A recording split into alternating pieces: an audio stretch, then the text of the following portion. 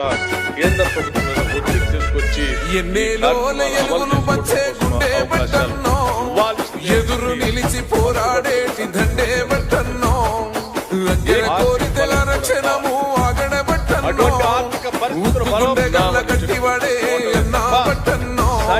సాయమే నీకున్న గుణము సమాజులతో నీ పయనం సమాజమే నీ దైవం సంక్షేమానికి నీ నయనం జనం వైపే నీ పాదం జనానికే అంకితం ప్రజల నీకు ప్రాణమో మాయన్నో బట్టన్నాను జనంలోనే ఉంటావో మాయన్నో బట్టన్నో ప్రజల నీకు ప్రాణమో మాయన్నో